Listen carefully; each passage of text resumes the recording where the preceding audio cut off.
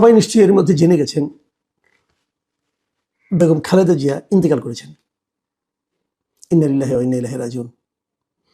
আজ ভোর ৬টায় ever care হাসপাতালে ওনার মৃত্যু হয়। এবং এই মৃত্যু, যদিও আমরা সবাই জানি যে উনি খুবই ক্রিটিক্যাল অবস্থায় আছেন, এবং অনেক চিকিৎসককে আমি এমনও বলতে শুনেছি যে খালেদা জিয়া আসলে একটা রিয়েল ফাইটার বলতে যা বোঝায় উনি তাই ছিলেন। ওনার শরীরের একটা একটা করে অর্গান কোলাপস করছিল, কাজ করছিল না। তারপরে উনি, আমি এর মধ্যে একজন ডাক্তারের একটা ফেসবুকে একটা পোস্ট দেখলাম, উনি যুক্তরাষ্ট্রে দীর্ঘ 22 বছর ধরে এ ধরনের রোগীকে ট্রিটমেন্ট দেন, এবং উনিও বলছিলেন যে কোনো কোনো ক্ষেত্রে মেডিকেল সায়েন্সকে পর্যন্ত উনি ব্যর্থ করে দিচ্ছিলেন। মেডিকেল সায়েন্সে এই ধরনের রোগীর বাঁচার কথা না, কিন্তু তারপরে উনি দীর্ঘদিন কিন্তু সেই ফাইটটা জারি রেখেছিলেন। এবং এটা কিন্তু আরও কয়েক বছর আগে থেকেই চলছিল। মানুষের জীবনে কত রকম উত্থান পতন আসে, আমরা খালেদা জিয়ার জীবনে সম্ভবত তার সবগুলি দেখেছি।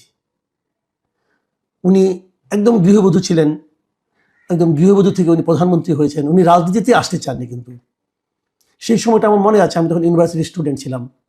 রাজপথে আমি খালেদা জিয়াকে খুব কাছে থেকে দেখেছি, এবং উনি গৃহবধূর মতোই ছিলেন, সাধারণ মানুষের সঙ্গে মিশতেন।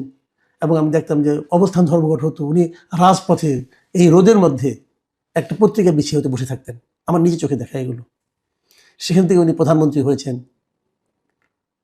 এবং অনেক কিছু করেছেন। আমরা যদি ওনার জীবনটাকে একটু দেখি, আপনারা দেখবেন 1945 সালে ওনার জন্ম, 91 সালে উনি প্রধানমন্ত্রী হয়েছেন।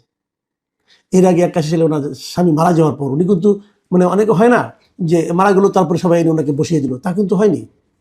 81 সালে ওনার স্বামী মারা গিয়েছে, উনি দলের দায়িত্ব নিয়েছেন 84 সালে। এর মধ্যে বিচারপতি সাত্তার ছিলেন বিএনপির চেয়ারম্যান। উনি প্রথমে মেম্বার হয়েছেন, তারপরে ভাইস চেয়ারম্যান হয়েছেন, তারপরে উনি দলের দায়িত্ব নিয়েছেন, সেটা 1984 সালে। এবং তারপরে 6 বছর পর, 7 বছর পর নানা রকম টর্চারের মধ্যে উনি ছিলেন, কিন্তু গৃহবন্দী ছিলেন, অনেক কিছু ছিলেন। তারপর একটা গণ আন্দোলনের মাধ্যমে, এবং তারপর একটা গণতান্ত্রিক প্রক্রিয়া নির্বাচনের মাধ্যমে এদেশের এ পর্যন্ত যতগুলি নির্বাচন হয়েছে, আমার বিবেচনায় সবচেয়ে ভালো নির্বাচনটা হয়েছিল সেই 91 সালে, যে নির্বাচনে উনি নির্বাচিত হয়ে ওনার দল সহ উনি প্রধানমন্ত্রী হয়েছেন এবং ওনার ক্ষমতায় গিয়েছিলেন 91 সালে। 96 সালে অবশ্য ওনার একটা বিতর্কিত নির্বাচন ছিল, সেই নির্বাচনের মাধ্যমে উনি প্রধানমন্ত্রী হয়েছেন। অনেকে বলে যে উনি 3বারে প্রধানমন্ত্রী কিভাবে, তো তারা ভুলে যায় যে 96 সালে একটা ছোট এক নির্বাচন হয়েছিল, অল্প সময় ছিল সেটা স্থায়িত্ব, কিন্তু অল্প সময় থাকলেও এই অল্প সময়, এটা একতরফা নির্বাচন ছিল, ওই নির্বাচনে আওয়ামী লীগ অংশ নেয়নি। কিন্তু সেটা একতরফা নির্বাচন হলেও সেই নির্বাচনের মাধ্যমে গঠিত যে সংসদ, তারাই কিন্তু তত্ত্বাবধায়ক সরকারের যে ব্যবস্থাটা সেটা সংবিধানে সংযুক্ত করেছিল, সংবিধান সংশোধনের মাধ্যমে। কাজে এটাকে আপনি যদি একদম উড়িয়ে দেন, তাহলে তো সেই তত্ত্বাবধায়ক সরকারের অন্তর্ভুক্তিটাই আপনার কিন্তু গুরুত্ব পায় না। এই গুরুত্বপূর্ণ কাজটা কিন্তু ওই সংসদের মাধ্যমে করেছিলেন। তারপর উনি 2001 সালে আবারও গণতান্ত্রিক প্রক্রিয়া নির্বাচিত হয়েছিলেন। এরকম একটা বর্ণাঢ্য ব্যক্তির জীবনে শেষের সময়টা খুব কষ্টে কেটেছে। যে দুটো মামলায় ওনাকে জেল দেওয়া হয়েছিল, সেগুলো নিয়ে আলোচনা যত কম করা যায়, আমার মনে হয় বিচার বিভাগের প্রতি ততটা সম্মান দেখানো যায়। এভাবে যে বিচার হতে পারে ভাবাই যায় না। একজন সাবেক প্রধানমন্ত্রীকে যে সমস্ত কারণে, যে সমস্ত লজিক দেখে জেল দেওয়া হয়েছিল নিম্ন আদালতে, এবং বিস্ময়কর হলো উচ্চ আদালতে যে সেটা বেড়ে গিয়েছিল সাজার মাত্রা। যাই হোক, সেগুলো অন্য হিসাব। তারপর উনি দীর্ঘদিন অসুস্থ ছিলেন, গৃহবন্দী ছিলেন।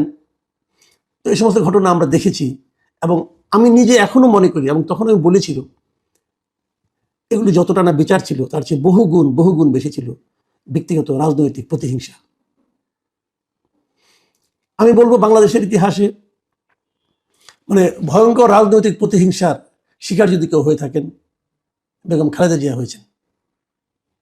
তারপরে ওনাকে কখনোই আপোষ করতে দেখিনি। 2024 নির্বাচনেও কিন্তু ওনারা আপোষ করেননি, অনেক আপোষের প্রস্তাব এসেছিল, করেননি। বেগম খালেদা জিয়ার জন্য সর্বশেষ এমন এক সময় গেলেন যে ওনার যিনি প্রধান রাজনৈতিক প্রতিপক্ষ ছিলেন, যার রাজনৈতিক প্রতিহিংসার শিকার উনি হয়েছিলেন, তার রাজনৈতিক এবং শাসনতান্ত্রিক পতন কিন্তু বেগম খালেদা জিয়া দেখে গিয়েছেন। এটা হয়তো ওনার মনকে সান্ত্বনা দিয়েছে, শান্তি দিয়েছে কিনা আমি জানি না, কিন্তু উনি এটা দেখে গিয়েছেন। তারপর উনি সম্মানিত হয়ে গিয়েছেন শেষ দিকে। উনি অসুস্থ থাকলেও উনি কিন্তু একাধিক অনুষ্ঠানে না, শেখ হাসিনা সরকারের পতনের পর একাধিক পাবলিক প্রোগ্রাম ওনাকে দেখা গেছে।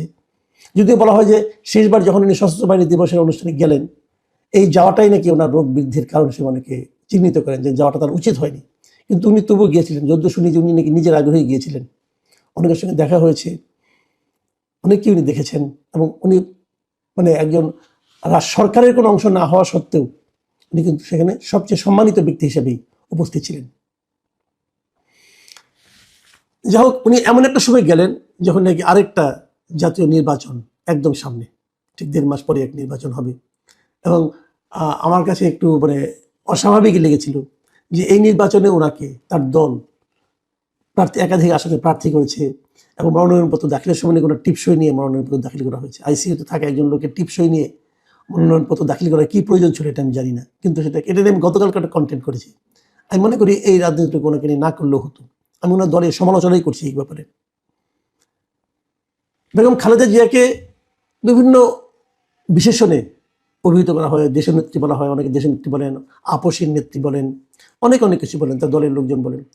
আমি মনে করি বাংলাদেশের রাজনীতিতে এই মুহূর্তে শেষ পর্যন্ত উনি বাংলাদেশের রাজনীতিতে একজন অভিভাবক হিসেবে ছিলেন। আমি বেগম খালেদা জিয়ার এই মৃত্যুতে আমি মনে করি বাংলাদেশের রাজনীতির অধ্যায়ে একটা বড় অধ্যায়ের অবসান ঘটল। বিএনপির যিনি প্রতিষ্ঠাতা জিয়াউর রহমান, ওনার পরিবারের থেকে এখন মাত্র আর একজন লোক অবশিষ্ট থাকলেন, তার পুত্র জনাব তারেক রহমান। খালেদা জিয়াকে কিন্তু জীবিত থাকাকালীনই তার কনিষ্ঠ পুত্র আরাফাত রহমান কোকর মৃত্যুকে সহ্য করতে হয়েছিল, এবং সেই মৃত্যু নিয়েও কিন্তু রাজনীতি হয়েছিল। মানে একটা নারী, একজন মা, তার জীবনে কি পরিমাণ কষ্ট হতে পারে, তার সন্তান একদিকে, সন্তানের লাশ তার সামনে, তখন তাকে নিয়ে রাজনীতি হচ্ছে, বিতর্ক হচ্ছে, এটাও তাকে সহ্য করতে হয়েছিল। কিন্তু আমরা চাইবো, আমি ব্যক্তিগতভাবে চাইবো যে বাংলাদেশের রাজনীতিতে এই ধরনের অপরাজনীতি এখন আগামীতে যেন আমাদের আর দেখতে না হয়। আমরা একটা শান্তিপূর্ণ দেশ চাই, আমরা একটা ঐক্যবদ্ধ দেশ চাই, আমরা একটা ঐক্যবদ্ধ জাতি চাই। ওনার একমাত্র জীবিত সন্তান জনাব তারেক রহমান সেই লক্ষ্য অর্জনের ক্ষেত্রে ওনার জীবনের বাকি সময় সক্রিয় থাকবেন, এটা আমাদের প্রত্যাশা। সেই সঙ্গে বেগম খালেদা জিয়ার জন্য আমাদের দোয়া রইল। আল্লাহর কাছে ওনার আত্মার মাগফিরাত কামনা করছি, আল্লাহ ওনাকে বেহেশত নসিব করুন, এই প্রত্যাশা থাকলো। আপনারা সবাই বেগম খালেদা জিয়ার জন্য দোয়া করবেন, এটাও আমার প্রত্যাশা। প্রিয় দর্শক, আপনারা সবাই ভালো থাকবেন।